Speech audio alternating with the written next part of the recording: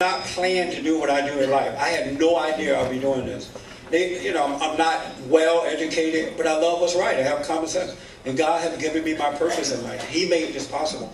And when you drop your anger, your purpose in life will be clear to you. It will become clear. But you got to let go, because you can't serve two gods. You can't have anger and love. You can only have one or the other. So just think about that, all right? All right, yes, sir.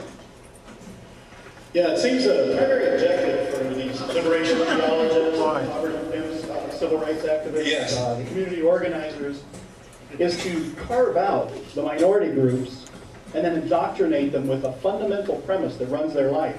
That premise is, I am a victim. Yes. And it totally punches their human spirit. It sounds like you've done a lot of work in going out and trying to pull people back. Yes. How do you go about undoing that fundamental premise? How can you pull people back from that? And you're right. They have destroyed the soul of black Americans. They really have. They've killed them spiritually. And the way you solve the problem is one person at a time. Tell them the truth. Because it's only the truth that's going to bring on the change. A lie will destroy you, but the truth will set you free. And so that's why I'm trying to encourage white Americans and everybody, especially men and women of God, you got to start telling the truth. And that's the way to change. We have to educate the people. That's why we are doing this national speaking tour, to educate black Americans, all Americans, what Barack Obama and their leaderships are all about. And I think that if we can continue to tell the truth and tell the truth, eventually a change will come. And I have to tell you, you're never going to get the masses of people. You're only going to get the few who are looking for what is right.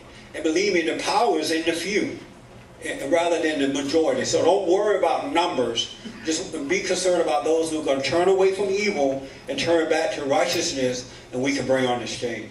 One person at a time. But tell the truth, tell the truth, tell the truth, tell the truth. That's what the truth is of God. Tell the truth.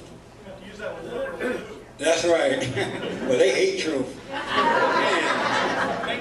When I was on Sean's show the other night, I said that, you remember the NFL would not accept Rush Limbaugh's money? And they call him a racist? And I said, I can't believe that they would listen to Al Sharpton or Jesse Jackson. Those people have nothing going on. And so if the NFL think that Rush Limbaugh is a racist, and they would not accept his money, then I agree with Rush Limbaugh, so I must be a racist too. And as a result, I'm not going to support the NFL.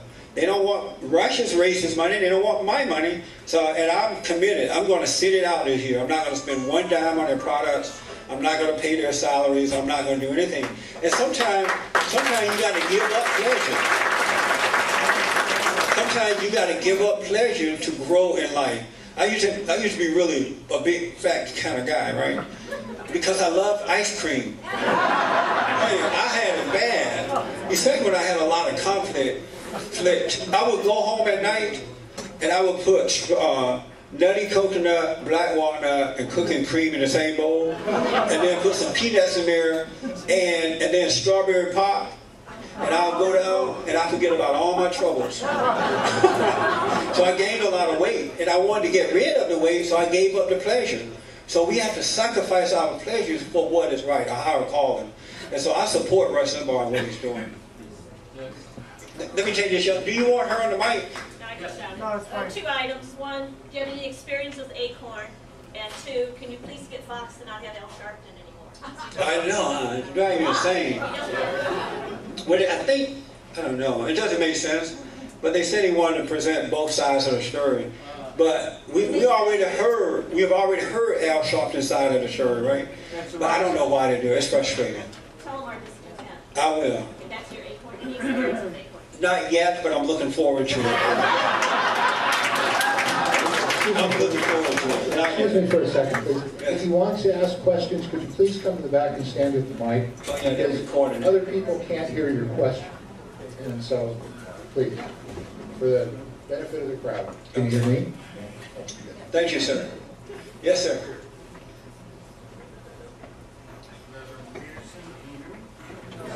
No.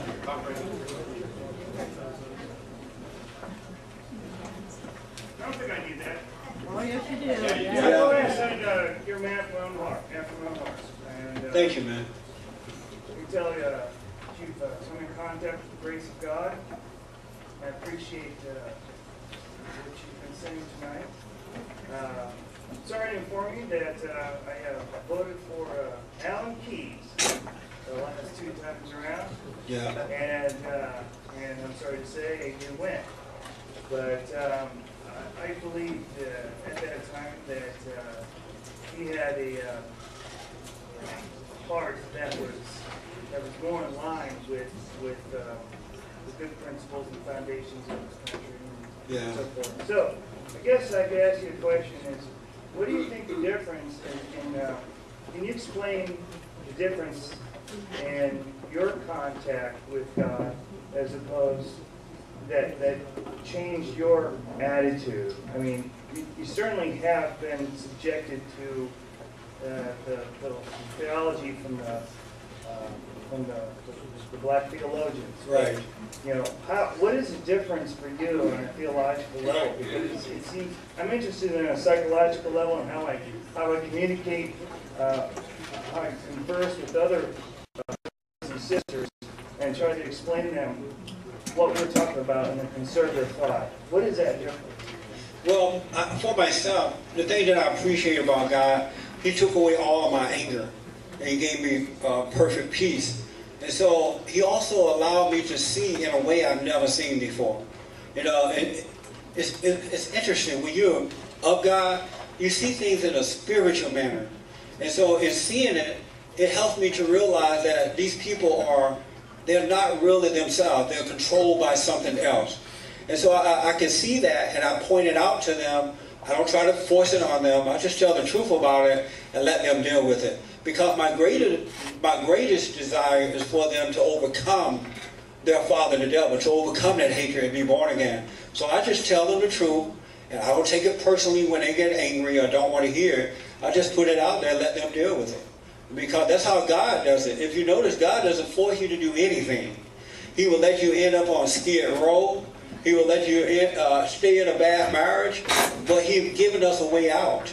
And so that's why it's so important to get to know yourself so you can repent and turn away from this anger or this separation from God. And when you do that, I promise you, He'll show you how to deal with it. You don't have to plan it. It's already worked out for you. But you just need to be born again. You need a new heart.